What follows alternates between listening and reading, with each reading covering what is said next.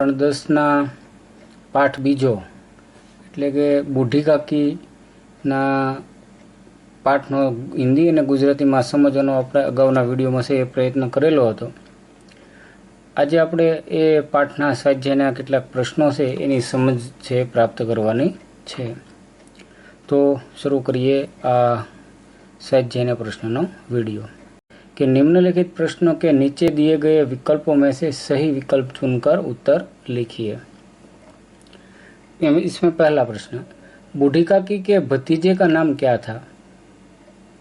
तो इसका उत्तर है पंडित बुद्धिराम। दूसरा, रूपा किसकी पत्नी थी? तो इसका उत्तर है पंडित बुद्धिराम। प्रश्न 3, किसने अपने हिस्से की पुड़िया काकी के लिए बचा कर रखी थी? तो आपको पता है इसका उत्तर है लाडली। चौथा प्रश्न, बूढ़ी काकी को पतलों पर से जूठी पूड़ी के टुकड़े खाता देखकर कौन सन्न रह गया? तो इसका उत्तर है रूपा। दूसरा स्वाध्याय का प्रश्न है, निम्नलिखित प्रश्नों के एक एक वाक्य में उत्तर लिखिए। इसमें पहला प्रश्न, बूढ़ी काकी कैसे रोती थी? तो इसका उत्तर है बूढ़ी काकी गला फाड़ फाड़ कर रोती थी।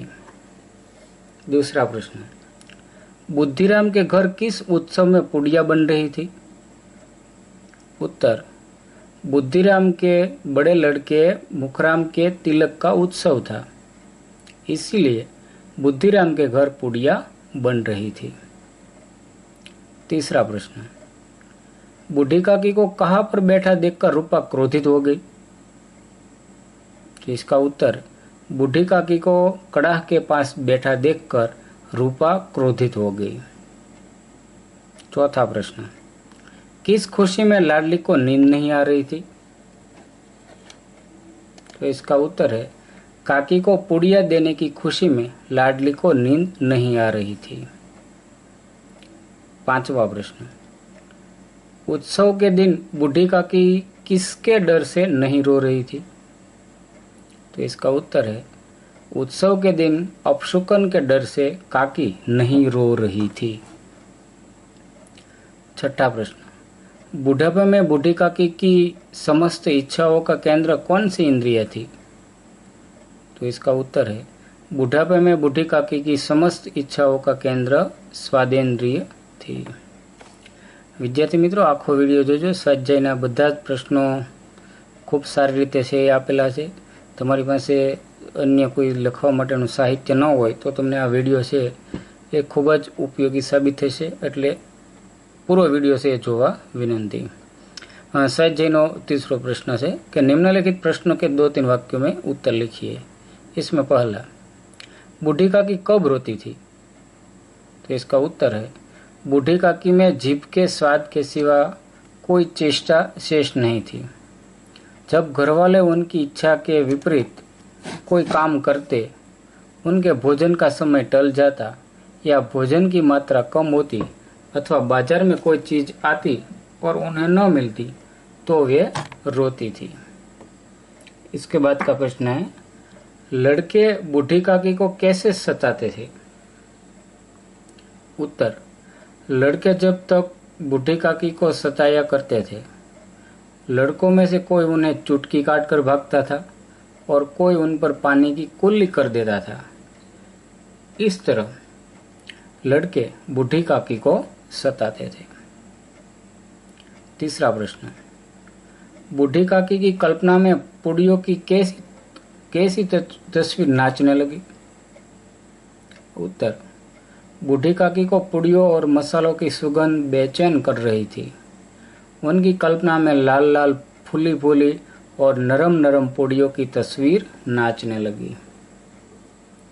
चौथा प्रश्न, थाली में भोजन सजाकर बूढ़ी काकी को खिलाते समय रूपा ने क्या कहा? तो उत्तर, बूढ़ी काकी को जूठे पतलों से पुड़ियों के टुकड़े खाते हुए देखकर रूपा को बहुत ग्लानि हुई। उसने थाली में भोजन सजाकर बूढ़ी काकी के सामने रखा और कहा, काकी उठो, भोजन कर लो। मुझसे आज बड़ी भूल हुई, उसका बुरा न मानना।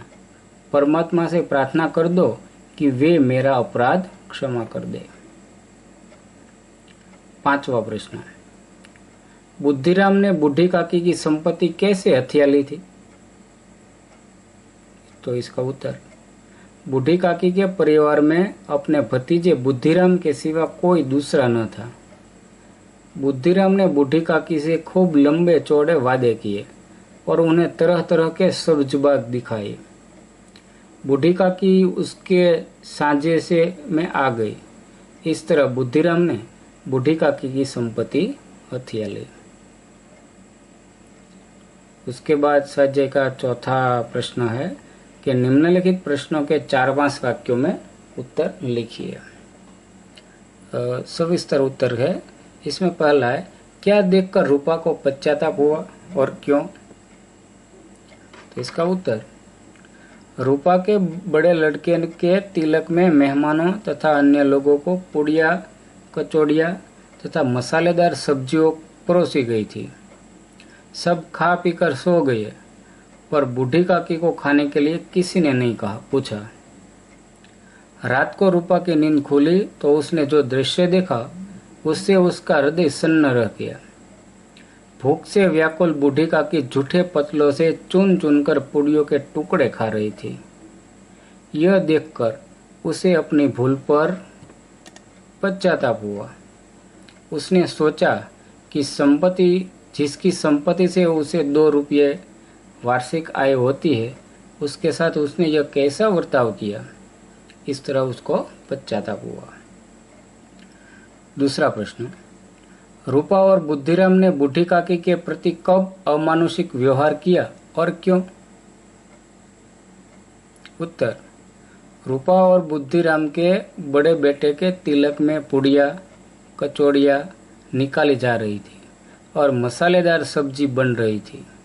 घी और मसालों की सुगंध चारों ओर फैल रही थी।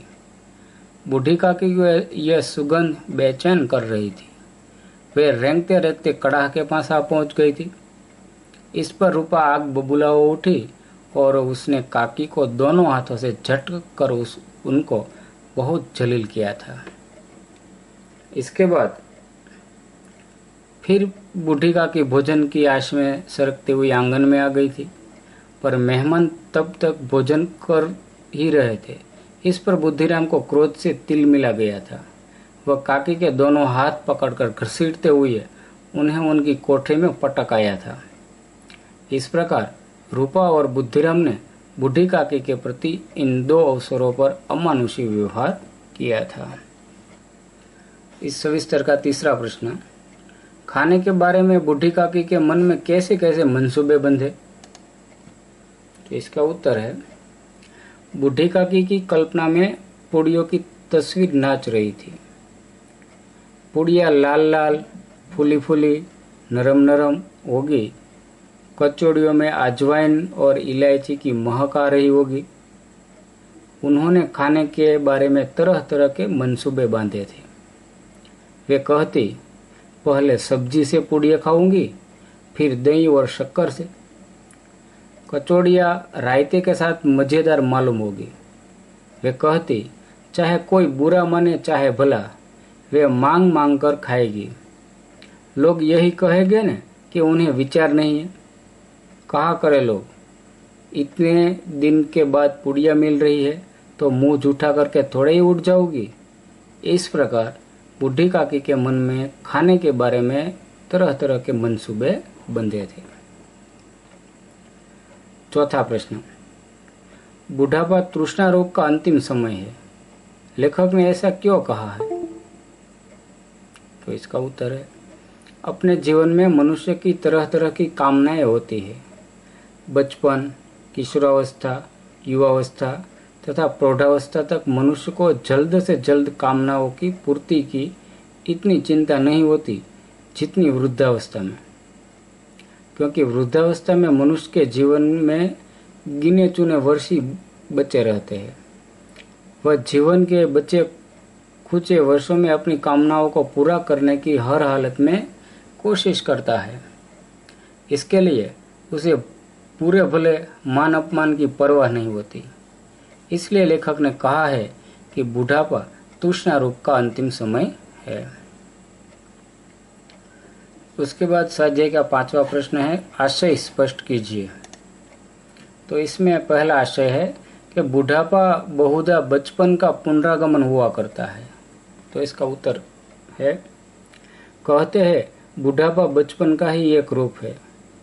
वृद्धावस्था में मनुष्य की हरकतें बच्चों जैसी हो जाती है। वृद्धावस्था में मनुष्य के अंग प्रत्यंग कमजोर हो जाते हैं और उन्हें बच्चों की तस्वीर दूसरों का सहारा लेना पड़ता है। दिमाग कमजोर हो जाता है और याददाश्त बच्चों की तरफ हो जाती है। दांत गिर जाते हैं और मनुष्य का मुंह बच्चों की तरफ पोपला हो जाता है। बच्चों की तरह वृद्धों को मान अपमान की परवाह नहीं होती। जैसे बच्चों की बातों पर ध्यान नहीं दिया जाता, उसी प्रकार वृद्धों की बातों पर भी ध्यान नहीं दिया जाता। उनकी इच्छा अनिच्छा का भी कोई महत्व नहीं होता। वृद्धावस्था और बचपन की अधिकांश बातों में समानता होती है।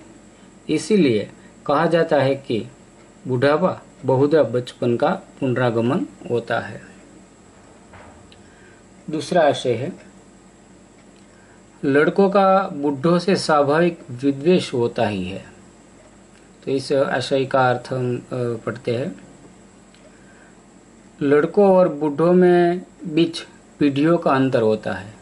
हर बात के संबंध में दोनों की सोच में अंतर होता है, वो स्वाभाविक ही है।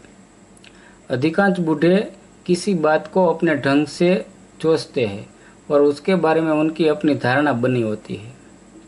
हर बात को अपने इसी पैमाने पर कसने का वे प्रयास करते हैं, जबकि नई पीढ़ी के लड़कों की सोच नई ढंग की होती है।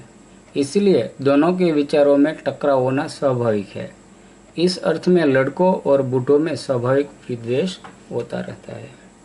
तो इस तरह हम दो ने आशय भी पढ़े, उसका उत्तर दिया। उसके बाद व्याकरण के प्रश्न है कि सूचना अनुसार उत्तर लिखिए। इसमें सबसे पहला है समानार्थी शब्द। पहला है दीनता, तो इसका उत्तर है दरिद्रता। दूसरा है वाटिका, तो इसका अर्थ है उद्यान। विरुद्धार्थी शब्द दीजिए। इसमें पहला प्रतिकूल, तो इसका सही उत्तर है, उसका विरुद्धार्थी है अनुकूल।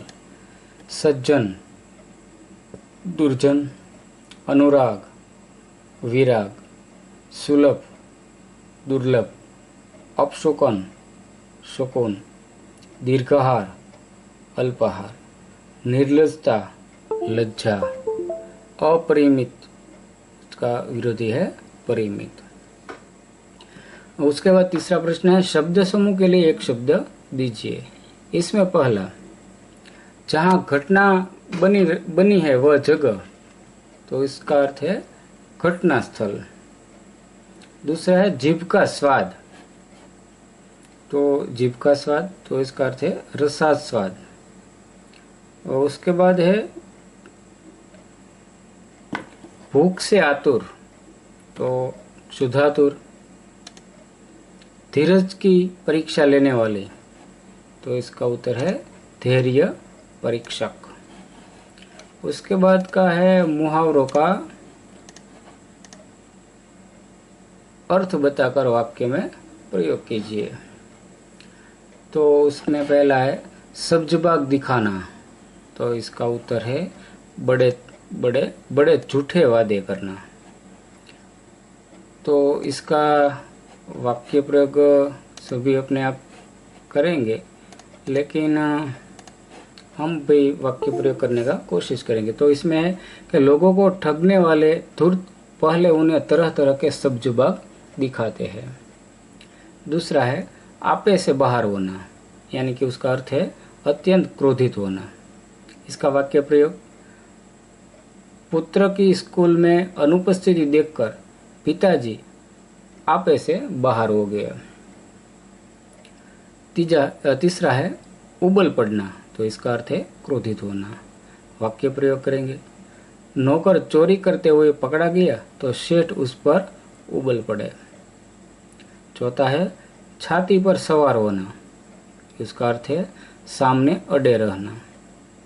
वाक्य प्रयोग, उसका झगड़ालू बेटा घर से अलग होकर भी उसके घर के सामने ही रहता है, मानो छाती पर सवार हो गया। 5वां, नाक कटवाना, तो इसका अर्थ है इज्जत खोना।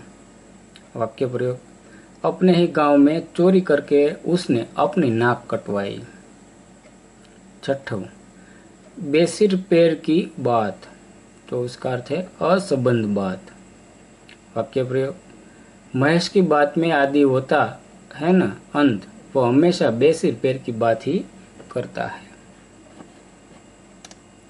उसके बाद 7वां, हृदय सन्न रह जाना, तो इसका अर्थ है घोर आश्चर्य में डूब जाना।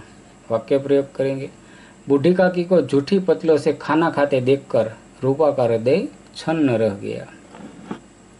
8वां, मुंह बाई फिरना, तो इसका अर्थ है बेकार की हालत में घूमना। वाक्य प्रयोग, स्नातक होने के बाद भी वह कुछ काम धंधा नहीं करता, मुंह बाए फिरता है। उसके बाद है कलेजे में हुक सी उठना, तो उसमें मन में दुख होना। उसका वाक्य प्रयोग, पड़ोसी की पुत्री की कराह सुनकर रामू चाचा के कलेजे में हुक सी उठी। 10वां, रोटियों के लाले पड़ना, तो इसका अर्थ है रोटियों के लिए बहुत तरसना। वाक्य प्रयोग, अपनी जायदाद भतीजे का नाम करने के बाद बूढ़ी काकी को रोटियों के लाले पड़ने लगे।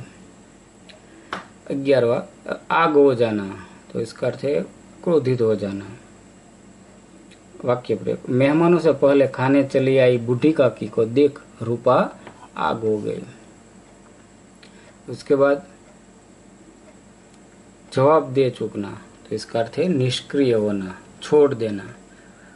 वाक्य प्रयोग, बूढ़ी काकी की उम्र के हिसाब से उसके हाथ पैर जवाब दे चुके थे। 13वां, कलेजा पसीजना, यानी कि दया आना। वाक्य प्रयोग, बूढ़ी काकी को झूठी पतलों से पूड़ियों को टुकड़े खाते हुए देखकर रूपा का कलेजा पसीज गया। तो इस मुहावरे के बाद 5वां है संधि विच्छेद कीजिए, यानी कि संधि से छोड़वानी से, अलग करवानी से। तो उसमें पहला है परमानंद, तो इसका अर्थ है परम वत्ता प्लस आनंद। परमात्मा, परम प्लस आनंद, यानी कि आत्मा। अर्धांगिनी, अर्ध वत्ता अंगिनी। स्वार्थनुकूलता, स्वार्थ वत्ता अनुकूलता। सहानुभूति, तो इसका अर्थ है सह वत्ता अनुभूति। रसास्वादन, रस वत्ता आस्वादन। व्याकुल, तो इसका अर्थ है वी वत्ता आकुल। दीर्घाहार, तो इसका अर्थ है दीर्घ वत्ता आहार। प्रतीक्षा, प्रति वत्ता इच्छा। कंठावरुद्ध, तो इसका अर्थ है कंठ वत्ता अवरुद्ध। क्षुधातुर, क्षुधा वत्ता आतुर। कालांतर, तो काल वत्ता अंतर। रक्षागार, रक्षा वत्ता अगार। सज्जन, सत वत्ता जन। सदिच्छाए, तो इसका अर्थ है सत वत्ता इच्छाए। पुनरागमन, तो पुनः वत्ता आगमन। दुर्गति, तो इसका अर्थ है दुस वत्ता गति। सम्मुख, तो सम वत्ता मुख। तो इस तरह संधि विच्छेद का प्रश्न था। उसके बाद छठा प्रश्न है विग्रह करके समास का नाम लिखिए।